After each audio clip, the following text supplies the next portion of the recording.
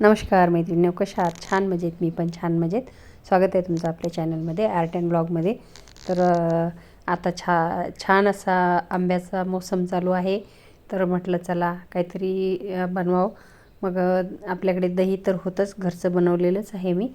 तर दही बांधून ठेवलं कपड्यामध्ये आणि इकडे बघा चांगले मस्त पिकलेले पाड होते आंब्याचे. आणि आपल्या दारचं जे छोटी गोटी आहे पण खूप गोड आहे, तर त्याचा रस काढून घेतला आहे मी. हे बघा, रस काढून घेते, हातानेच पिळून काढून घेतला. आणि इकडे बघा एक वाटी असेल तर एक वाटीने छोटी वाटी हे झालेलं आहे दह्याचं. आणि इकडे 2 चमचे साखर घेतली आणि साखरेमध्येच मी विलायची पण काढून घेतलेली आहे. तर छान असं साखर आणि आमरस फेटून घेत आहे आणि बघा छान एकजीव झालेला आहे. आणि इकडे आता जे मी दह्याचं बनवून ठेवलेलं आहे ते टाकून घेत आहे. आणि याला आहे ना झालं असं की माझं मिक्सरचं छोटं भांडं जे आहे ते झालं खराब, ते ठीक करायला दिलं.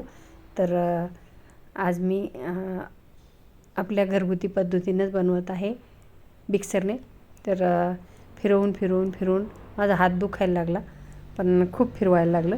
आणि आता असं छान अप्रतिम असं झालेलं आहे बघा आम्रखंड तयार. तर आम्रखंड कोणाकोणाला आवडतं खायला, तर बघा इतकं सुंदर झालेलं आहे. आणि कोण कोण बनवून खात असतं, तर असं नक्की तुम्ही बनवून खा. आणि प्रत्येक सीझनमध्ये ज्या ज्या वस्तू करायला पाहिजे त्या करायलाच हव्या आणि खायलाच हव्या. तर आमच्या घरी खूप आवडतं आम्रखंड, श्रीखंड खायला. तर वेळ मिळाली तर मी नक्की बनवून खाते. आणि आता बघा खाऊही घालते. आता मी टाकून घेत आहे ड्रायफ्रूट, बदाम, पिस्ते छान असे त्यावर टाकून घेतले. आणि बघा किती छान झालं आहे, हे खूपच मस्त लागतं आहे. तर कोणाकोणाला आवडतं मग आम्रखंड खायला.